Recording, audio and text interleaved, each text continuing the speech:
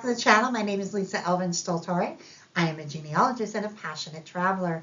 Over the last several years, actually since 2021, I have been featuring each Fille du Roi. There are over 700 of them. We're at the halfway mark. Not even really, actually. 301, I believe, is this episode. But we've come such a long way. And I am so grateful that you've given me the opportunity to really get to know these ladies, and your feedback is always appreciated. And before we begin with the show, I want you to know about some ways you can help the channel. The first three keep you in the know. Subscribe, like, and notify. All of these help the logarithms.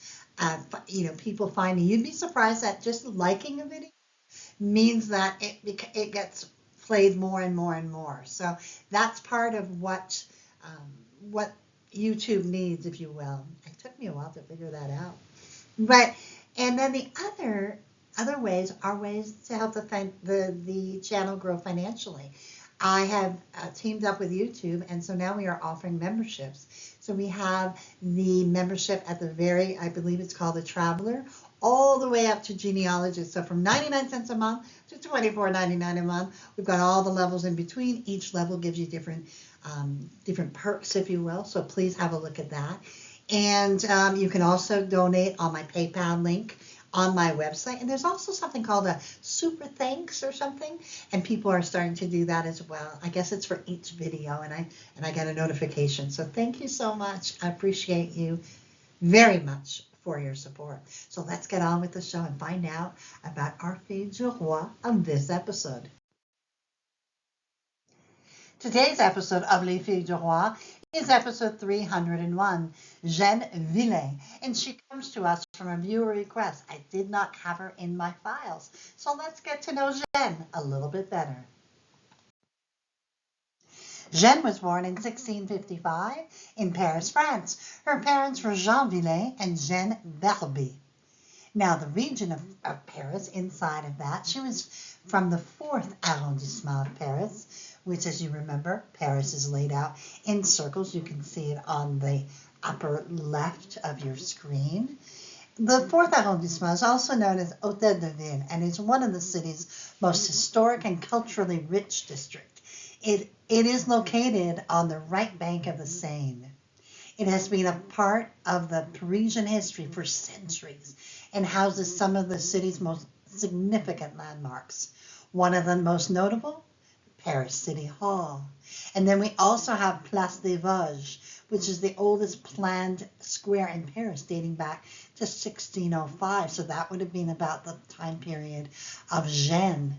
Additionally, the 4th arrondissement contains the Ile de la Cité, which is really the medieval heart of Paris, where the Notre Dame Cathedral has stood since the 12th century.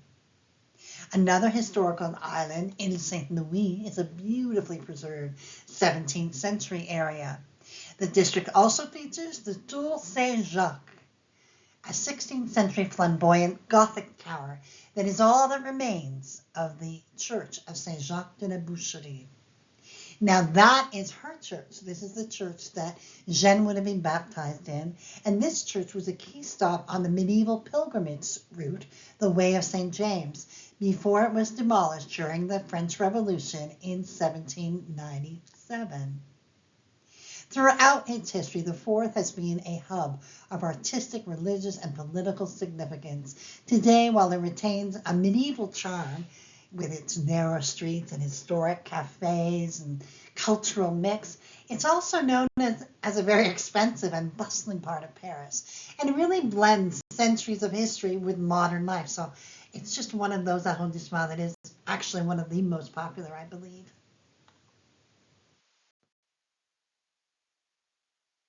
After her mother's death, she would sign on to be a Fille du Roi, and she was on La Nouvelle France and would arrive in Quebec on the 31st of July, 1670. Jeanne was housed at the very famous Maison Saint-Gabriel. Maison Saint-Gabriel was founded by Marguerite Bourgeois, who was also the founder of the Congregation de Notre-Dame de Montréal. She was by far the most influential woman in history of Quebec and certainly Montreal's history. She was born in France in 1620. In 1653, she was invited to come to New France and establish a religious congregation by Paul de Chaumery, Sœur de Maisonneuve. And though she established the congregation and the school, she helped create the first school that would be in Montreal. She continued her work with the Filles du Roi by using the farm she had purchased on Pointe Saint-Charles to feed the poor and create a source of revenue for the church. The Filles du Roi would come here and receive instruction on their new lives, including cooking and sewing, and the sisters would oversee the selection of the husbands. Marguerite would continue until her death, creating educational and religious institutions that would help the struggling town of Ville-Marie someday become the mighty Montreal. I recently had the privilege of touring this incredible, incredible museum. If you have Filles du Roi, this is on your bucket list. You need to visit the museum. I will put the link for you to have that information. Truly a remarkable place. And this is where JEANNE was, exactly where JEANNE was housed as she awaited the next phase of her life, marriage. The groom that would select her and who she selected, his name Maître Bernier dit La Merzel, and he was born in 1643 in a commune called Saint-Jean-de-Bernier, and his parents were Maître Bernier and René Mercereau, and the commune was in the region of France known as Pays de la Loire. And inside of that, we have the Département of Vendée. Currently, there are 622 people that live in this very small commune. It's nestled in the Vendée department of Western France, and it boasts a very rich history, rooted in the rural traditions and turbulent events that shaped the region.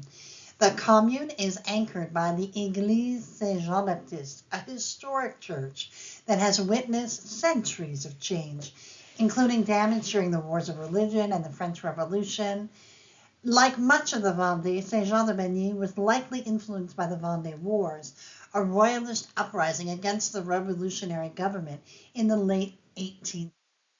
Predominantly agricultural, the commune reflects the resilience and continuity of rural French life, maintaining its cultural heritage while evolving alongside modern France. So he comes from this really basic agricultural, very strongly knit and historical place. Let's see his evolution in La Nouvelle France. Marin would arrive in New France as a soldier in 1665 with the Carignan-Salieres regiment, and he was part of the Frédéric Company. On October 28, 1670, they were married in Montreal. Let's talk a little bit about Montreal. The wonderful city that would become Montreal started off as Ville-Marie by the founder, Paul de Chaumery, Sœur de Maisonneuve, and was essentially a missionary center when it was founded in May of 1642. The colony would not thrive, and it was on the verge of extinction, really, when Chaumery decided to return to France to recruit 100 settlers, which would be known as Le Grand Recrue. From this small group of 100 would evolve a Notre Dame congregation from Sister Marguerite Bourgeois, who was part of that Grand Recrue. And when Montreal was founded, the new colonists were rapidly confronted by a very fearsome enemy, the Iroquois. Unfortunately, there was no regular army on Montreal soil until 1665, when finally the Carignan-Salieres regiment landed there. In the interim, the men of Montreal would actually create their own militia. It was called the Sainte-Famille Militia. So very, very strong people that were there. And these pictures tell the tale. This picture up here on the upper left is of old Montreal that is still there, and you can visit it. We have the Notre Dame as it is now, the beautiful basilica, and then we have the more simple church that it was. This is a museum rendering. I have the link to provide you with of what the fort of Montreal would have looked like around the 1650s. And then, of course, the beautiful skyline of modern-day Montreal. Go on to have 4 children. Elisabeth married twice. First to Jacques Miguetry, with whom she had 2 children, both of whom survived to adulthood, and then to Jean-Baptiste Campeau, where she also had 2 children, and both of them survived. Jean-Baptiste's mother was Fille du Roi Catherine Polo, who we profiled in Fille du Roi episode 65, and I provided the link for you as well. Joseph would die in infancy. Françoise would die at age 5. And François married an indigenous woman and had at least 1 child, who unfortunately did not leave descendants. Would die in January of 1678 at about the age of 35, impossibly early. He and Jeanne would have been married a mere 7 years, and she is left a widow. Jeanne's second husband, Jacques Chevalier, was born in 1641 in Grémonville, France. His parents were Guillaume Chevalier and Roline Aubert. He is part of the Normandy region, and inside of that, he is part of the Département of Seine-Maritime. Now, Grémonville is a very small village. To this day, it has about 447 individuals that live there, and largely it's an agricultural and, really focused on just farming and basic needs.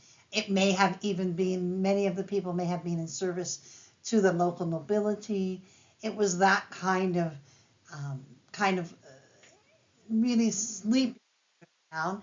And the Church of St. Pierre and Paul, this one was rebuilt in the 18th century, but replaced an older one in which Jacques would presumably have been baptized. Much information is found about Jacques and his whereabouts. We believe that he arrived in New France about 1667, so that gives him about 11 years in the colony, presumably working off his contract and possibly acquiring land, getting things ready for when he was ready to choose a wife. And so he did on September 5th, 1678. They were married at Pointe-aux-Trembles. Jeanne and Jacques would settle at Rivière-des-Prairies, as you can tell. It's very right next door to the Pointe-aux-Trembles. And let's talk a little bit about Rivière-des-Prairies. The old village of Rivière-des-Prairies is located on the northeastern part of the tip of the island of Montreal. You can see it right there in that map. They are said to have set up temporary camps there early on in New France. The site was frequented by French explorers and missionaries passing through. The river is said to be named after the first European who apparently navigated its waters in 1610. He was called the Sieur des Prairies, a navigator from Saint-Malo and a companion of Champlain.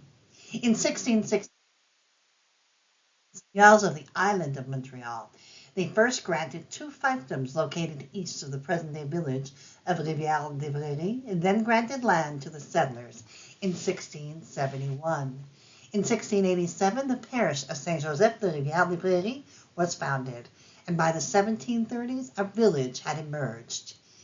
And I also have information for you about the city of Rivière-des-Prairies and how it was annexed and all of that. So I would love to share with you the link if you want more information about that as well. Go on to have 12 children together. Paul would marry Agathe Campeau. You will remember that Jeanne's daughter, Elisabeth, married Jean-Baptiste Campeau, and Agathe is his sister. They would end up having 3 children, all of whom made it to adulthood. Then we have Jacques, we have Jean, and we have Robert.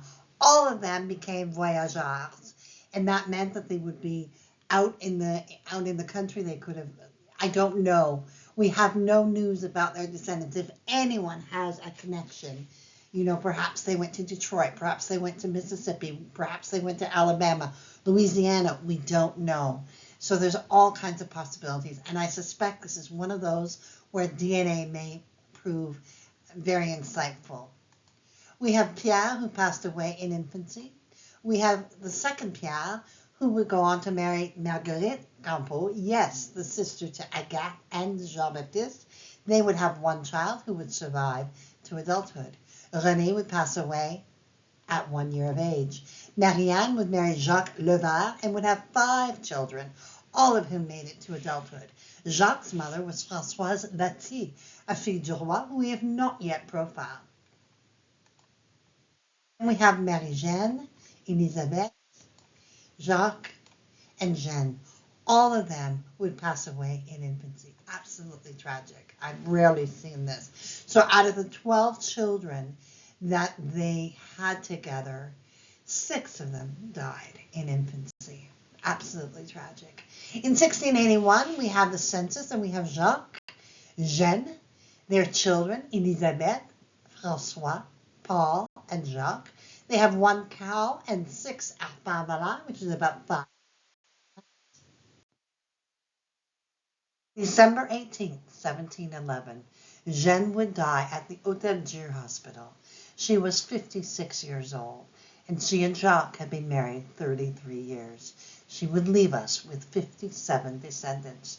Jacques would not remarry, and he would pass away 12 years later in 1723 at the age of 80.